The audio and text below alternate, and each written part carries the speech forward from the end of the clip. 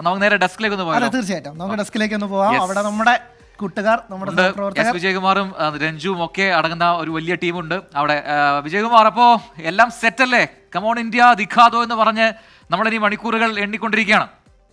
Yes, അനിലും പ്രജിനും ഒക്കെ സൂചിപ്പിച്ചതുപോലെ തന്നെ വലിയ ആവേശത്തിൽ ഇന്ത്യ ഫൈനലിൽ ജയിക്കുന്നത് കാണാൻ എല്ലാവരും കാത്തിരിക്കുന്നുണ്ട്. ഞാൻ ഈ നിമിഷം ഓർക്കുകയായിരുന്നു, അഹമ്മദാബാദിൽ ഏകദിന ലോകകപ്പ് റിപ്പോർട്ട് ചെയ്യാൻ പോയ സമയം. അതിൽ ആദ്യം ഒരു മത്സരത്തിൽ ഇന്ത്യ പാകിസ്ഥാൻ മത്സരം റിപ്പോർട്ട് ചെയ്യാൻ മൊട്ടേര സ്റ്റേഡിയത്തിൽ പോയി. ആ മത്സരത്തിൽ ഇന്ത്യ ആവേശകരമായ ജയം കാഴ്ചവെച്ചു. വലിയ സന്തോഷത്തോടെ നമ്മൾ മടങ്ങി. തിരികെ ഫൈനൽ റിപ്പോർട്ട് ചെയ്യാൻ ഞാനും രഞ്ജുവുമാണ് പോയത്. അന്ന് നിരാശയോടെയാണ് തിരികെ വന്നത്. അപ്പോൾ അങ്ങനെ ഇത് നമ്മൾ ഇവിടെ നിന്ന് കളി കാണാൻ പോകുന്നു. നിരാശയില്ലാതെ ഇന്ന് മടങ്ങാൻ പറ്റുമെന്ന പ്രതീക്ഷയിലാണ് നമ്മളെല്ലാവരും ഇവിടെ കാത്തിരിക്കുന്നത്. യഥാർത്ഥത്തിൽ ഇത് ഇന്ത്യയുടെ ദിവസമാകട്ടെ എന്ന് ആശംസിച്ചുകൊണ്ട് നമുക്ക് തുടങ്ങാം.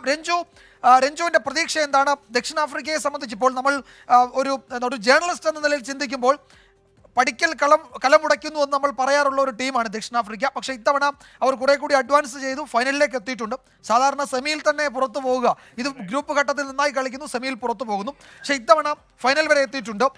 ദക്ഷിണാഫ്രിക്ക ഇന്ത്യക്ക് മുന്നിൽ ഉയർത്തുന്ന വെല്ലുവിളി എത്ര വലുതായിരിക്കും?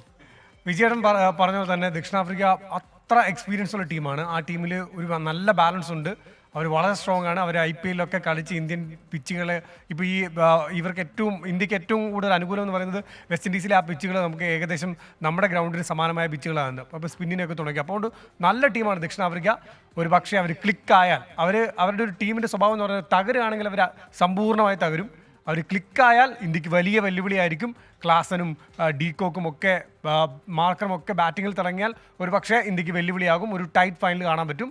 അല്ലെങ്കിൽ ഒരു പക്ഷേ നമ്മൾ നേരത്തെ പറയുകയാണെങ്കിൽ ടോസും രോഹിത് ശർമ്മയുടെ കണക്കുകൂട്ടലുകൾ ഇതുവരെ കറക്റ്റായിരുന്നു.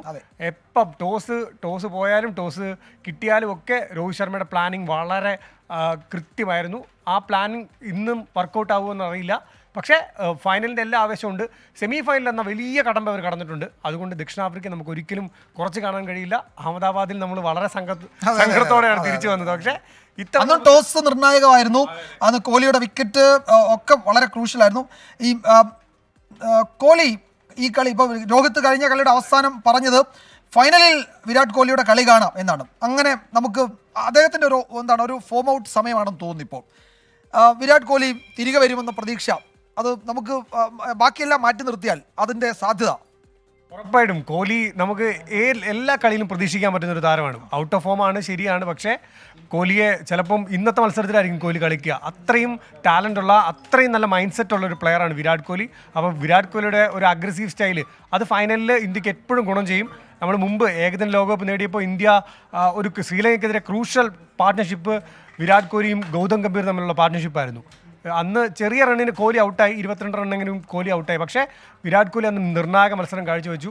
ഫൈനലിലെ നോക്കൗട്ട് മത്സരത്തിൽ എന്തായാലും ഇന്ന് വിരാട് കോഹ്ലി കളിക്കും എന്നുള്ളൊരു വിശ്വാസമുണ്ട്. കോഹ്ലിയുടെ ഇന്നൊരു ഫൈനലാണ്. അത് ഒരു ലോക കിരീടത്തോടുകൂടി അന്താരാഷ്ട്ര ക്രിക്കറ്റിൽ നിന്ന് ഒരു വിടവാങ്ങലിൻ്റെ സമയത്തിലേക്ക് പോകുമ്പം ഒരു ലോക കിരീടം അത് രോഹിത്തും വിരാട് കോഹ്ലിയും ഇന്ന് ഉയർത്തുമെന്ന് ഞാൻ പ്രതീക്ഷിക്കുന്നുണ്ട്. യെസ്, നമ്മൾ പറഞ്ഞതുപോലെ ഇവിടെ എല്ലാവർക്കും ടീമിനെ സംബന്ധിച്ച് വലിയ അഭിപ്രായങ്ങളുണ്ട്. ഇന്ത്യയുടെ ജയം എന്നത് ഏറെക്കുറെ ഉറപ്പിച്ച് നമ്മൾ അഹമ്മദാബാദിലും അങ്ങനെ തന്നെയായിരുന്നു. പക്ഷേ അന്ന് നിർഭാഗ്യം എന്ന് വേണമെങ്കിൽ നമുക്ക് പറയാം, അതായിരുന്നു നമ്മുടെ കൂടെ ഉണ്ടായിരുന്നത്. പക്ഷേ ഇത്തവണ അത് ഉണ്ടാകില്ല. ഇന്ത്യ കപ്പ് ഉയർത്തി ബാർബഡോസിൽ നിന്നും വിജയശ്രീലാളിതരായി ഡൽഹിയിലേക്ക് മടങ്ങും എന്ന് തന്നെയാണ് നമ്മൾ കരുതുന്നത്. ഒരുപക്ഷേ നമ്മുടെ ന്യൂസ് ഡെസ്ക് ആ ആവേശത്തിൽ ടീം ഇന്ത്യ കപ്പുമായി മടങ്ങി വരുന്നത് കാണാൻ കാത്തിരിക്കുകയാണ്. നീലകണ്ഠൻ മറ്റൊരു സ്പോർട്സ് താരം കൂടിയാണ്. ഇപ്പോൾ ഫോണിലാണെങ്കിൽ നീലൻ്റെ ഒരു കണക്കൂട്ടൽ എന്താണ്? നീലൻ ആ ഫോൺ മാറ്റി വെച്ചാൽ നമുക്ക് ഊഷ്മളമായി സംസാരിക്കാം. നീലൻ്റെ കണക്കൂട്ടൽ എങ്ങനെയാണ്? നീലൻ കടുത്ത ദക്ഷിണാഫ്രിക്കൻ ആരാധകനാണെന്ന് ഞാൻ സംശയിക്കുന്നു.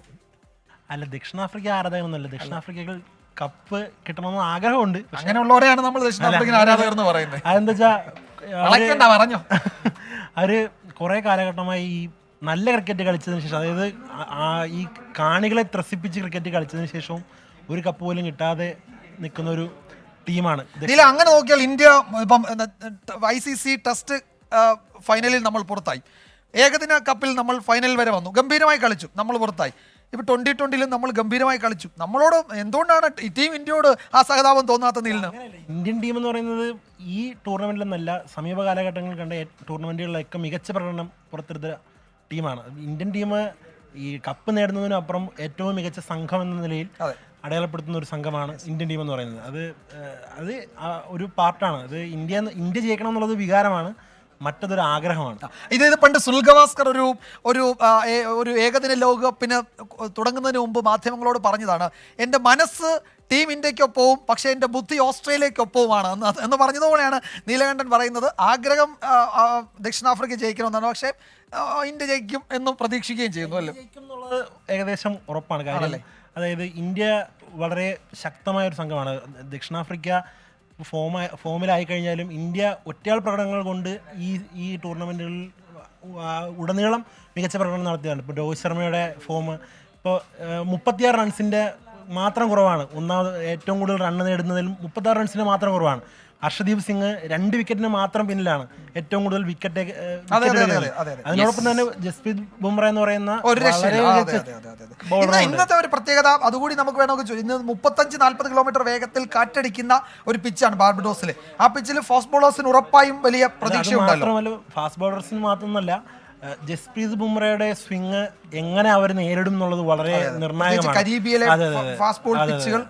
മാത്രമല്ല ഫാസ്റ്റ് ബോളേഴ്സിന് മാത്രമല്ല, ഇപ്പോൾ ഒരു ചൈനാമാൻ എന്ന രീതിയിൽ കുൽദീപ് യാദവ് പുലർത്തുന്ന ഒരു നിർണായക പങ്കുണ്ട്. ഓരോ മത്സരം കഴിയുമ്പോഴും ഇന്ത്യയുടെ ബോളിംഗ് സ്ക്വാഡ് കുറെ മെച്ചപ്പെട്ടു. അതായത് നമ്മൾ ഈ IPL സീസൺ കഴിഞ്ഞതിന് ശേഷമാണ് ഈ 2020 വേൾഡ് കപ്പിലേക്ക് വന്നത്. IPL നമ്മൾ കണ്ടത് ഈ സംഹാര താണ്ഡവമാടുന്ന ബാറ്റർമാരെയാണ്. അവർ 260 എന്ന് പറയുന്ന സ്കോറൊക്കെ ഒരു കേവല സ്കോറായി മാത്രം മാറുന്നു. അവർ 280 അടിക്കുന്നു, 270. പക്ഷെ ഇത് ക്രിക്കറ്റിന്റെ സൗന്ദര്യം അവിടെയാണ്. 180 മുകളിലേക്ക് പോയത് വളരെ വിരലെണ്ണാവുന്ന ഒരു 180+ നമ്മൾ പ്രതീക്ഷ ചെയ്യുന്നുണ്ട്. അപ്പോൾ ഇത് ടോസ് കിട്ടി നമ്മൾ ബാറ്റ് ചെയ്യുമായിരിക്കും അല്ലേ?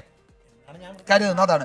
ടോസ് ഒരു ഘടകമാണ്. പക്ഷേ രോഹിത്തിന്റെ ഭാഷയിൽ പറഞ്ഞാൽ ടോസ് ക്രിക്കറ്റിൽ ഒരു ഘടകമൊന്നുമല്ല. ടോസ് കിട്ടിയാലും കിട്ടിയില്ലെങ്കിലും നമ്മളുടെ പ്രകടനം കാഴ്ചവെക്കുമെന്ന് രോഹിത് നമ്മുടെ അഹമ്മദാബാദ് സ്റ്റേഡിയത്തിൽ വേൾഡ് കപ്പ് ഫൈനലിന് പറഞ്ഞതാണ്. പക്ഷേ അന്ന് നിർഭാഗ്യം നമ്മുടെ കൂടെയായിരുന്നു. ഇന്ന് പക്ഷേ ഭാഗ്യമായിരിക്കും ഇന്ത്യയുടെ കൂടെ എന്ന് കരുതുന്നു. ഒരു കപ്പ് ഉയർത്തി വരുന്ന ഒരു ക്വിക്ക് റിയാക്ഷൻ കൂടി ഞാൻ എടുത്തിട്ട് ഞാൻ സ്റ്റുഡിയോയിലേക്ക് തരാം. രാമിൻ്റെ ഒരു വിലയിരുത്തൽ. രാം എല്ലാ കാര്യത്തിലും സ്വന്തമായ അഭിപ്രായമുള്ളതാണ്.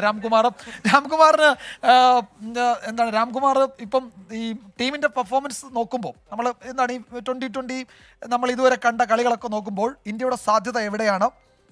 അതിൻ്റെ ഒരു ദക്ഷിണാഫ്രിക്കയുടെ സാധ്യത എവിടെയാണ്? ചുരുങ്ങി തീർച്ചയായിട്ടും ഇന്ത്യക്കാണ് മേൽക്കൈയുള്ളത്. കാരണം സൗത്ത് ആഫ്രിക്ക നോക്കുകയാണെങ്കിൽ നമ്മളിപ്പോൾ കിൻഡൻ ഡീകോക്ക് മാത്രമാണ് ഒരു കൺസിസ്റ്റൻ്റ് ആയിട്ട് അവരുടെ ബാറ്റിംഗ് നിരയിൽ ഒരു പെർഫോമൻസ് കാഴ്ചവെക്കുന്നുള്ളത്. മാത്രമല്ല ഇന്ത്യയുടെ ബോളിംഗ് നിര അതിശക്തമാണ്. അപ്പോൾ അവരെ നേരിടുക എന്ന് പറയുന്നത് സൗത്ത് ആഫ്രിക്കയ്ക്ക് അത്ര എളുപ്പമാവില്ല എന്ന് തന്നെയാണ് ഉറപ്പ്. കാരണം കഴിഞ്ഞ ഇംഗ്ലണ്ടിൻ്റെ കളിയൊക്കെ നമ്മൾ കണ്ടതാണ്. വളരെ ചീട്ടുകൊട്ടാരം പോലെ അവർ തീർന്നു പോയത്. അപ്പോൾ തീർച്ചയായിട്ടും ഇന്ത്യക്ക് തന്നെയാണ് മേൽക്കൈ.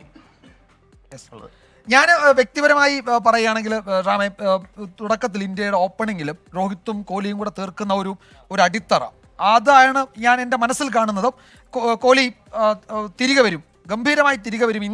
ഇന്നാണ് അദ്ദേഹം തിരികെ വരേണ്ടത്. ഇതുവരെ കളിച്ചില്ലെങ്കിലും കുഴപ്പമില്ല, ഇന്നാണ് തിരികെ വരുന്നത്. അപ്പോൾ നമ്മുടെ ഓപ്പണിംഗ് ആ മട്ടിൽ എന്താണ് ഒരു നല്ല ഇന്നിങ്സ് പടുത്തുയർത്തുന്ന തരത്തിലൊരു ഓപ്പണിംഗ് ഉണ്ടാകുമെന്നും ഒന്ന് പ്രതീക്ഷിച്ചോട്ടെ. ഞാൻ തോന്നുന്നത് ഇത് ബാറ്റിങ്ങിനേക്കാളും ബോളേഴ്സിന്റെ ഒരു മത്സരമായിരിക്കും എന്നാണ് എനിക്ക് തോന്നുന്നത്. ബോളേഴ്സിന്റെ മത്സരമായിരിക്കും. അങ്ങനെയാണെങ്കിൽ ബുംറ തീർക്കുന്ന അത്ഭുതമല്ലേ? ബുംറയുടെ യോർക്കറുകൾ, സ്ട്രിങ്ങുകളൊക്കെ എങ്ങനെ നേരിടും? നേരത്തെ നീലൻ പറഞ്ഞതുപോലെ തീർച്ചയായിട്ടും ബുംറ തന്നെയായിരിക്കും ഈ കളിയിൽ തിളങ്ങാൻ പോകുന്ന ഒരു ആള്. പിന്നെ സൗത്ത് ആഫ്രിക്കയുടെ ബോളേഴ്സ് ആണെങ്കിലും അവരും ഈ ബാറ്റേഴ്സ് കുറച്ച് മോശമാണെങ്കിലും അവരുടെ ബോളേഴ്സ് അത്ര മോശമല്ല. പ്രത്യേകിച്ച് അവരുടെ ഫാസ്റ്റ് ബോളേഴ്സ് ആയാലും സ്പിന്നേഴ്സ് ആയാലും ഒക്കെ നന്നായി പന്തെറിയുന്നവരാണ്, വിക്കറ്റ് എടുക്കുന്നുണ്ട്. അപ്പോൾ ഇന്ത്യക്കും അത്ര എളുപ്പമൊന്നുമില്ല. പക്ഷേ ഇന്ത്യക്ക് ഓൾറൗണ്ടേഴ്സ് ഉണ്ട്. ഒരു ഫൈനലാണ് ഉറപ്പായും. ആ ഫൈനലിന്റെ നിലവാരമുള്ള മത്സരം തന്നെ ഉണ്ടാകും. 2 ടീമുകൾ എണ്ണം പറഞ്ഞ ടീമുകൾ തന്നെയാണ്. എനിക്ക് തോന്നുന്നു ഇന്നത്തെ മത്സരത്തിൽ ഏറ്റവും നിർണായകമാവുക ഫാസ്റ്റ് ബോളേഴ്സ് തന്നെയായിരിക്കും. അവിടുത്തെ കാറ്റ്, പിച്ചിന്റെ സ്വഭാവമൊക്കെ ഇതുവരെ നമ്മൾ മനസ്സിലാക്കുമ്പോൾ അത് ബോളേഴ്സിനെ നന്നായി സഹായിക്കുന്ന ഒരു കരീബിയൻ പിച്ചാണ്. അവിടെ സ്വിംഗ് ചെയ്യും നന്നായി, യോർക്കറുകൾ മനോഹരമായി എറിയാൻ പറ്റുന്ന പിച്ചാണ് നമുക്ക്. അതുകൊണ്ട് ബുംറയെ നമുക്ക് ഉറപ്പായും ബുംറയിൽ നിന്ന് അത്ഭുതങ്ങൾ പ്രതീക്ഷിക്കാം. അതേപോലെ അതിൻ്റെ അഡ്വാൻറ്റേജ് കുറച്ചുകൂടി ഒരുപക്ഷെ ഇന്ത്യയെക്കാൾ അധികം കിട്ടാൻ സാധ്യത എനിക്ക് തോന്നുന്നത് ദക്ഷിണാഫ്രിക്കയ്ക്കാണ്. പക്ഷേ ഒന്നും പറയാൻ കഴിയില്ല. അതിഗംഭീരമായ മത്സരം, ഫൈനലിനോട് എല്ലാ തരത്തിലും പൊരുത്തപ്പെടുന്ന അല്ലെങ്കിൽ അതിൻ്റെ സൗന്ദര്യം കാത്തു സൂക്ഷിക്കുന്ന ഒരു മത്സരത്തിന് കാത്തിരിക്കുകയാണ്. ഒടുവിൽ ടീം ഇന്ത്യ മടങ്ങി വരുന്നു. രോഹിത്തിൻ്റെ കയ്യിൽ ആ 2020 വേൾഡ് കപ്പ് ഉണ്ടാകും. അത് ഒപ്പം പിടിക്കാൻ കോഹ്ലിയുടെ മനോഹരമായ പുഞ്ചിരിയുള്ള മുഖവും കാണുമെന്ന് പ്രതീക്ഷിച്ചാണ് നമ്മളെല്ലാവരും നിൽക്കുന്നത്. അനിൽ പ്രജിൻ. യെസ് വിജയകുമാർ, ഈ രാധാകൃഷ്ണൻ കടവിലിനറിയോ? രാധാകൃഷ്ണൻ കടവിൽ അറിയോ? പക്ഷേ രാധാകൃഷ്ണൻ കടവിലിന് വിജയകുമാർ നന്നായിട്ട് അറിയാം. രാധാകൃഷ്ണൻ പറയുന്നു വിജയകുമാർ പറഞ്ഞാൽ രോഹിത് ശർമ്മ കേൾക്കും, അപ്പൊ ഒന്ന് പറയണം എന്ന് പറയുന്നുണ്ട് കേട്ടോ. അതെ രോഹിത് കേൾക്കണം, ഇത് ഉറപ്പായും കേൾക്കണം. കഴിഞ്ഞ തവണ എനിക്ക് അന്ന് ഞാൻ കരച്ചിലടക്കാൻ പാടുപെട്ട ദിവസമായിരുന്നു, ഞാനും രഞ്ജുവും കൂടി. കാരണം വ്യക്തിപരമായ ഒരു രോഹിത് ഫാനാണ് ഞാൻ. രോഹിത്തിന്റെ കയ്യിൽ കപ്പ്, ഇപ്പൊ നമ്മൾ സച്ചിൻ ക്രിക്കറ്റ് കളിക്കുന്ന കാലം നമ്മളുടെ സ്കൂൾ ജീവിതമാണ്. അന്ന് ഇന്ത്യ 350 അടിച്ചാലും സച്ചിൻ 10 റൺസ് എടുത്തിട്ടുണ്ടെങ്കിൽ ഒരു സന്തോഷവും ഉണ്ടാവില്ല നമ്മളെ സംബന്ധിച്ച്. സച്ചിൻ ബാറ്റ് ചെയ്യുമ്പോൾ നമ്മൾ കണ്ണടച്ചിരിക്കും, കാരണം ബോള് ബൗണ്ടറി കടക്കുന്ന ഒരു ആരവം ഗാലറിയിൽ കേൾക്കാം. അത് കേൾക്കുമ്പോഴാണ് നമ്മൾ കണ്ണ് തുറന്ന് ടി വിയിലേക്ക് നോക്കുന്നത്. അത്രത്തോളം സച്ചിനെയും ക്രിക്കറ്റിനെയും സ്നേഹിച്ച നമ്മളുടെ സ്കൂൾ കാലമുണ്ട്. അതുപോലെ അത് കഴിഞ്ഞ് ഞാൻ ഏറ്റവും കൂടുതൽ ഇഷ്ടപ്പെടുന്ന ഒരു പ്ലെയർ വ്യക്തിപരമായി അത് രോഹിത്താണ്. അതുകൊണ്ട് രോഹിത് ഞാൻ പറയുന്നത് കേൾക്കണം എന്ന് വ്യക്തിപരമായി തിളങ്ങി വരട്ടെ. അപ്പോൾ ആ ഒരു തിളക്കത്തിൽ ഇന്ത്യ കപ്പടിക്കട്ടെ എന്ന് തന്നെയാണ് നമ്മുടെ ആഗ്രഹം. ഇതിൽ പറഞ്ഞപ്പോഴാണ് നമ്മുടെ ഡെസ്കിന്റെ കാര്യം പറഞ്ഞപ്പോഴാണ് കഴിഞ്ഞ ഏകദിന ലോകകപ്പിന്റെ സെമിയിൽ നമ്മുടെ റാമിന്റെ ഒരു പ്രവചനം ഉണ്ടായിരുന്നു, ഷമിയായിരിക്കും താരം എന്നത് പറഞ്ഞത് അച്ചട്ടായിരുന്നു. അതുപോലെ തന്നെ ഈ ഭാഗ്യ നിർഭാഗ്യങ്ങളെ കുറിച്ച് പറഞ്ഞപ്പോഴാണ് ഈ ഞാൻ ഇവിടെ കയറുന്നതിന് മുമ്പ് നീലൻ ഒരു മെസ്സേജ് അയച്ചിരുന്നു. അതായത് ഒരു പക്ഷേ അതിനപ്പുറത്ത് നീലൻ എനിക്കൊരു സ്റ്റാറ്റ്സ് അയച്ചിരുന്നു. അത് ഒരു പക്ഷേ ഇന്ത്യക്ക് ഇന്ന് എന്തെങ്കിലും ഒരു പ്രശ്നം ഉണ്ടാവുമെങ്കിൽ അതൊരു അമ്പയർ കാരണമാണ് എന്നുള്ളതാണ്. റിച്ചാർഡ് കെറ്റിൽബെറോ എന്ന് പറയുന്ന ഒരു അമ്പയർ എപ്പോഴൊക്കെ ഇന്ത്യയുടെ ആ ഒരു അമ്പയറിംഗ് പാനലിൽ ഇടുക പിടിച്ചിട്ടുണ്ടോ എന്നൊക്കെ ഇന്ത്യക്ക് കുറച്ച് ക്ഷീണമായിരുന്നു. അത് നമ്മൾ ആ ദൃശ്യങ്ങൾ ധോണിയുടെ റൺഔട്ട് വിഷയത്തില് റിച്ചാർഡ് കെറ്റിൽബെറോനെ കാണാം. കഴിഞ്ഞ ലോകകപ്പിന്റെ ഫൈനലിൽ കെറ്റിൽബെറോ ഉണ്ടായിരുന്നു. അപ്പോൾ ഇത്തവണ മറ്റേ ആദ്യ ഫീൽഡ് അമ്പയർ അല്ല, TV അമ്പയർ ആയിട്ടാണ് കെറ്റിൽബെറോ ഉള്ളത്. എന്തായാലും നമ്മൾ ആ ഒരു മറ്റേ ഭാഗ്യ നിർഭാഗ്യങ്ങളെ ആ സ്ഥാനത്ത് അടിച്ചിറക്കി നമ്മൾ കയറി വരും എന്ന് പ്രതീക്ഷിക്കുന്നു.